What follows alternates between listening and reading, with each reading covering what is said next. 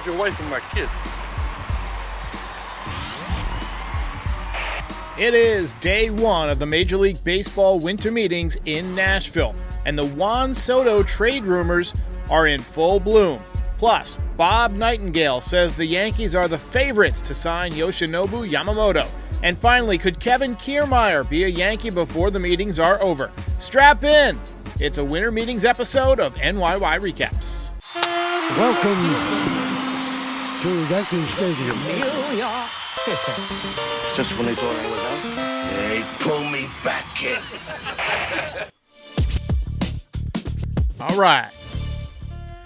Day one of the winter meetings is ongoing in full effect. I don't expect anything major to go down in the next 20 to 30 minutes while we're live, but if it does, you will hear this sound, and you will know news is about to break. There was a report yesterday that the Yankees wanted to do something dramatic. And we've seen them do that in the past at the winter meetings. Giancarlo Stanton comes to mind, 2018. And the Yankees really need to do something. They need to change the narrative after this tough season that they had. But it has not been their modus operandi for years to make huge waves at the winter meetings.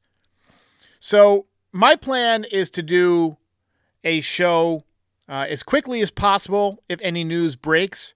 So if something happens tonight and I'm still awake, I'll hop on again. If not, we'll do it tomorrow morning or, the morning after, whenever. But I'm pretty much considering myself on call for podcasts over the next few days. And there's a window during the afternoon where I'm working behind the scenes for Foul Territory. So if news breaks during the show, that will get the priority, and I'll schedule something once the show is over. So hang tight. Things could get kind of crazy over the next several days. This is a very stressful week if you're a Yankees fan, and even more so if you work for the Yankees, if you're a member of the Yankees organization, because there's a lot of pressure on the Yankees this year. Ken Rosenthal said multiple times over the last week or so that he believes the Yankees are under more pressure to get things done than any other team. And as of right now, nothing of significance has occurred. I do expect them to re-sign Wandy Peralta over the next few days, possibly even tonight. I do expect them to leave the winter meetings with at least one outfielder. I don't know if it's going to be the outfielder we all want. Hopefully we'll get two, but I do think they'll get at least one. We'll talk about that in a few minutes. But first, we must talk about Mr. Juan Soto. Over the weekend, there were a lot of rumors that the Blue Jays were heavily involved in the Juan Soto talks and that they were offering Alek Manoah, who gained 900 pounds and then had a terrible year last year. I don't see it happening. I don't see him being the man. And a top prospect. But the Padres are asking the Yankees for Mike King, Clark Schmidt, and about 5 other prospects, including Randy Vasquez, Johnny Brito, who we both saw this year, Drew Thorpe, among others. Good news is no Dominguez, no Volpe, so at least that's not happening. On Twitter, I tried to explain that when you've seen enough of these trades over the years, you realize that they kind of happen in phases, right? If it's not a surprise trade, like the weird Josh Donaldson for Gary Sanchez and all that, IKF and all that a couple years ago, which happened out of nowhere, if they have time to brew, then they generally happen in phases. The teams kind of have an initial period where they express interest, talk about what each team needs, and then they exchange names. Usually both teams have problems with the other team's offer, and then there's some period of time where, they don't talk and things leak out to the press and negotiation happens through the media. And then the teams will re-engage, each side will make some concessions, and ultimately the deal is either completed or not completed. In a situation like the Padres are financially, it pretty much has to be completed, and I expect it will be. These negotiations remind me, personally, of the Chuck Knobloch negotiations in 1998 between the Yankees and the Twins. Ironically, one of Brian Cashman's first transactions. Now, Bob Watson took it down to the 1-yard line. But Cashman got the job on February 2nd, and then just 4 days later on February 6th, there was a trade. Eric Milton from the Yankees, who was a top pitching prospect, actually got off to a pretty good start, for Chuck Knobloch. Yankees went on to win 114 games. And why? Why does this trade seem familiar? Well, all winter long we heard about it in the press. The Twins had to move Knobloch. He had demanded a trade, and the Yankees were the best fit. And they could afford his salary. They had a hole at second base, and it played out in the media all winter. Very similar situation. I don't know if it's going to play out all winter as the Knobloch deal did, but I do expect that Juan Soto will be eventually traded to the Yankees. I don't think what Toronto is offering is as significant as what the Yankees can offer by a long shot. And the talent level that the Yankees have at the lower levels of the minor leagues might be able to push a deal over the top with the Padres. They're going to need to infuse some young talent as guys like Machado get older. And I'm just throwing a name out there. Somebody like a Roderick Arias, just like a blue chip prospect that you can push across at the last minute, I think might be enough of a sweetener to get a deal done. Jay Moss says, February 1998, the beginning of the end of the Gene Michael dynasty.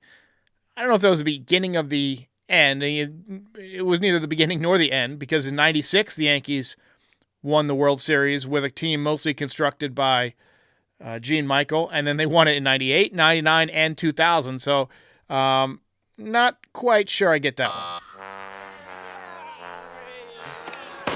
Just a bit outside. A few people have messaged me or called in and asked, what percentage I am sure that the Yankees will get Soto. And I can't give you a percentage. I mean, I would just be pulling a percentage out of my ass.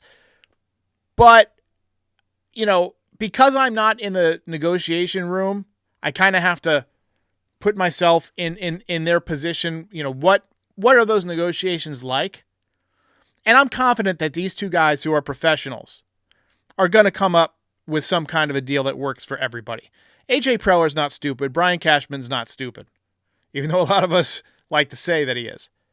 They've been doing this job for a while. Cashman much longer. It's arguable he has a better understanding of the Padres landscape than they do.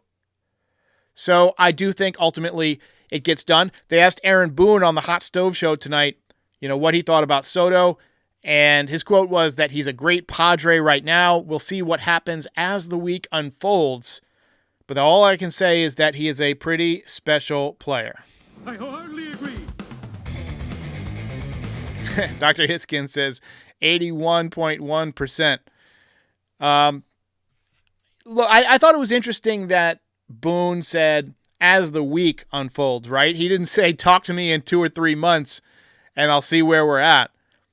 Getting Soto this week would be something that the Yankees would do. That would be dramatic. We talked about how they want to make a dramatic move. That would be dramatic. That would be a splash. So, as you're thinking about this, consider the business implications. They want to sell tickets. I've had a lot of people tell me that if the Yankees don't make serious improvements, they're not going to take that vacation to Yankee Stadium next year. They're not going to get those seats for opening day. So the Yankees got to do something to sell some more seats.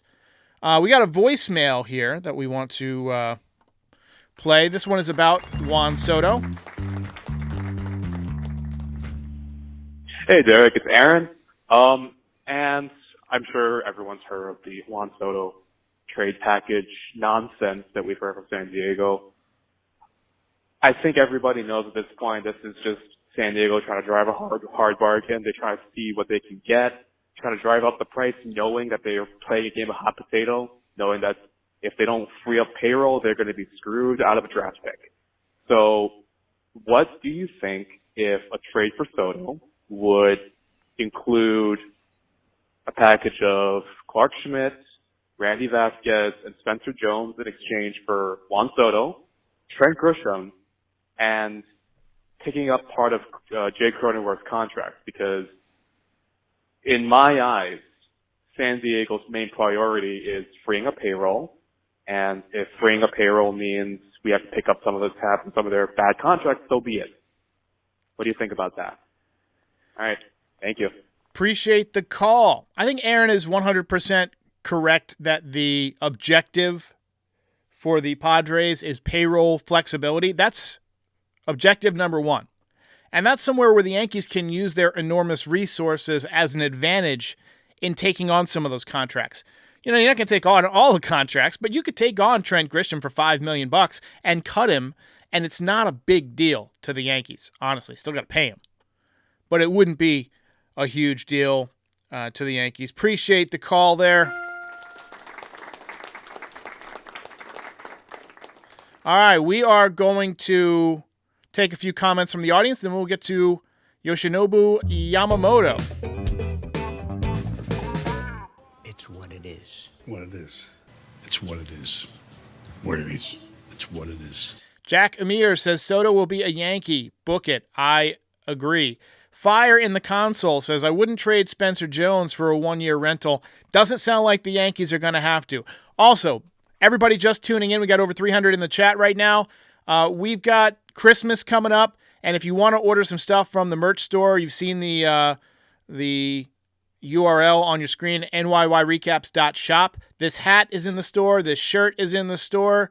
And if you order in the next few days, you'll get everything by Christmas. So I ordered some stuff today, and it's going to arrive around the 17th, 18th. So got a few days. Go ahead and get those orders in. Let's talk about Yamamoto.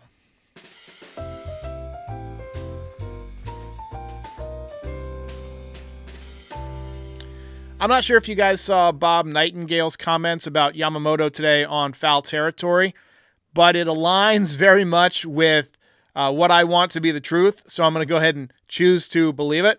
Nightingale said that the Yankees are the favorite. He said pretty much that his personality type is the opposite of Shohei Ohtani. Ohtani wants to avoid all the attention, whereas Yamamoto wants to be that guy. He wants to be center stage. And realistically, it's going to be down to the Dodgers and the Yankees who can afford him, who can win next year, and that will put him, center stage in a big city, a big market. Now, the Mets also play in a big market, obviously, but there's no question that they're the second-tier team in terms of status in New York, right? And I don't mean that as an insult to the Mets or the Mets fans or Steve Cohen. He's shown that he's willing to spend, but in terms of history, expectations, attendance, Yankees are far and away number one in New York City. Now, if the Dodgers take Shohei, he's their star, and he's going to get probably 10 years, $55 million a year. Ridiculous contract. Do the Dodgers want to hand out another contract, $25, $30 million, for Yoshinobu Yamamoto and commit, maybe $80 million or $85 million to two players? I don't think so. Only other teams that could do that, the Yankees and the Mets.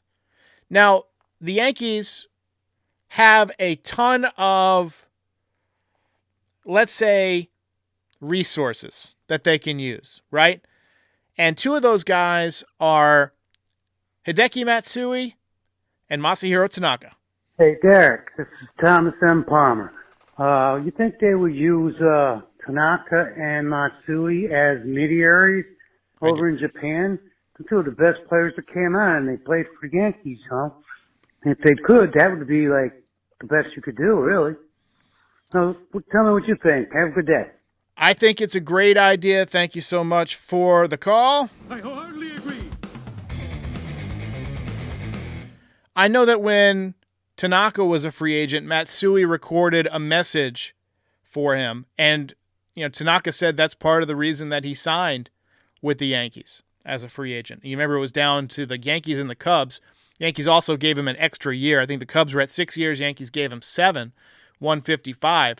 I don't think there's any question that Yamamoto's going to get 200. He might get 250.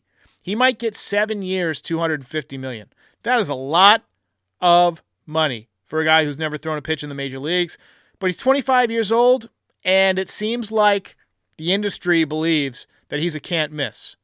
So I think that given the kind of landscape of the free agent market, the fact that Ohtani is, a potential Dodger, even though he doesn't love the spotlight, you can kind of blend in. You got Mookie Betts, you got Freddie Freeman, a lot of stars on that team. And he wants to win. And the Dodgers win their division pretty much every year. So I do think that Ohtani is going to end up with the Dodgers, although he was spotted in San Francisco, but so was Aaron Judge, right?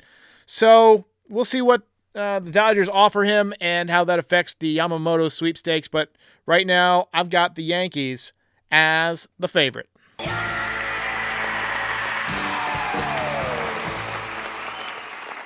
Lucas says he's not getting 7 years, $250. That's more than Garrett Cole got.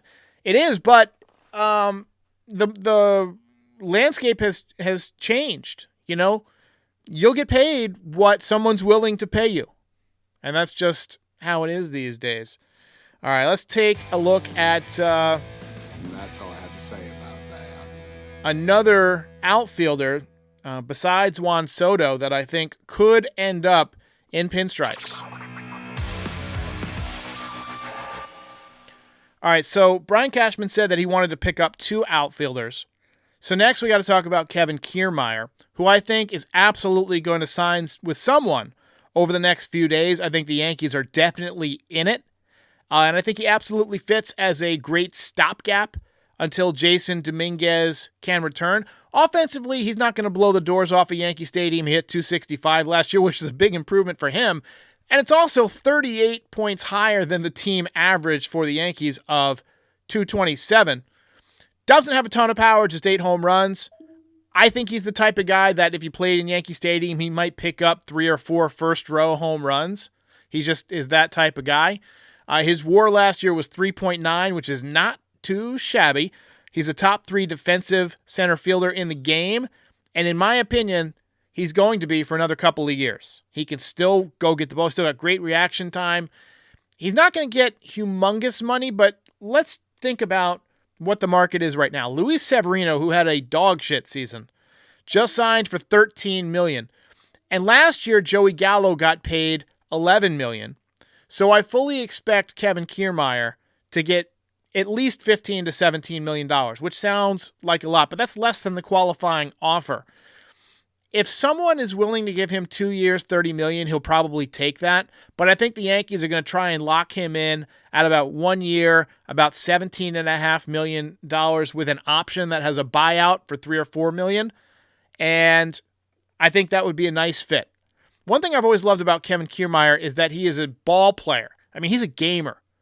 He's a lot like Harrison Bader in that way. He goes balls to the wall at every opportunity.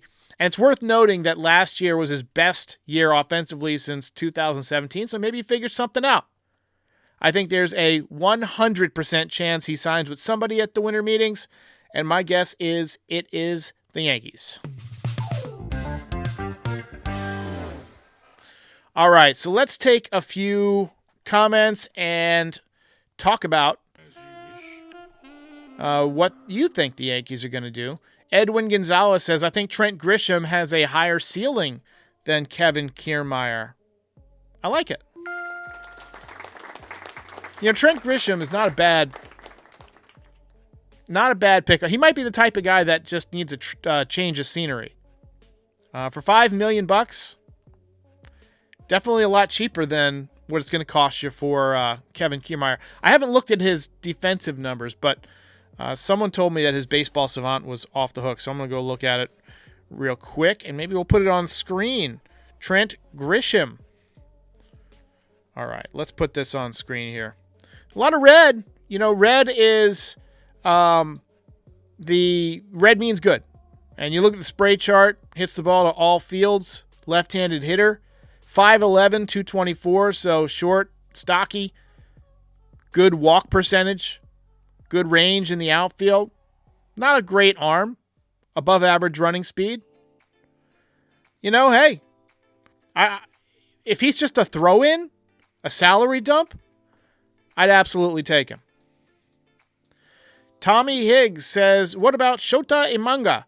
I actually watched him pitch in the World Baseball Classic a few days ago. I was just scrolling through YouTube in the morning, and it was one of those USA versus Japan or Japan versus somebody, and Imanga was the starting pitcher, and I thought he had good stuff. He looks like he would just be difficult to square up, which is very important as a pitcher. Jim Cott used to say pitching is about creating soft contact, about disrupting timing, and he seems like he's that type of pitcher. Momo says Grisham has a gold glove. Obviously, so does Kiermaier. I think one of those outfielders is a very good chance to end up a Yankee. We got one more call here. We got two more. Hey, Derek. This is Andrew from Grants Pass, Oregon. And with reports coming out for the insane asking prices for Soto and Bellinger, if San Diego doesn't drop the load for Soto, would it still be a successful offseason if we signed Yamamoto and Jung-Hoo Lee? There have been talks about Lee having to start in the minors. So would you do that for someone if you needed to sign them to a multi-year deal? And if not, what other supplemental moves would you make, like a Kiermaier, to consider this offseason successful if we don't get Soto or Bellinger? Appreciate it. So we've already talked about Kiermaier. I think if you don't get Soto, Bellinger, or Yamamoto, I think you got to actually really get two of the three for it to be a successful offseason.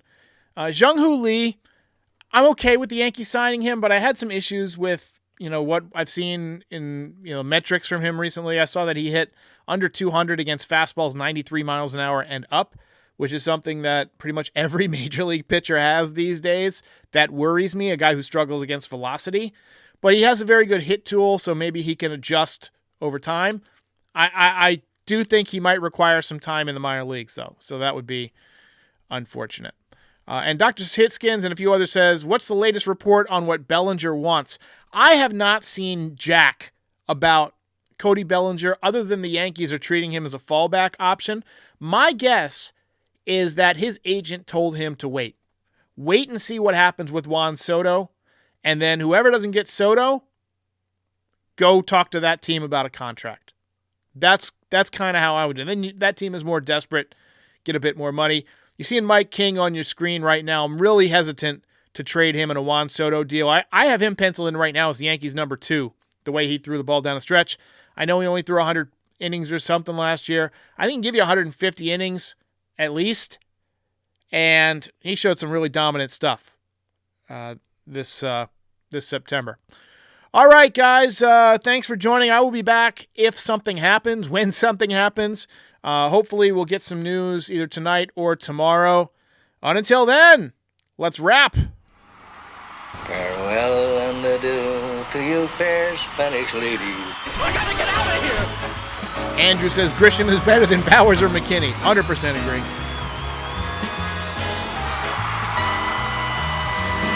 You gotta go, you gotta go. Game over, man. Game over. Michael P. says Bellinger wants $250 million. Son of a bitch. I don't know about that. I don't know about 250, man. I don't know if he'll get that much. We'll see.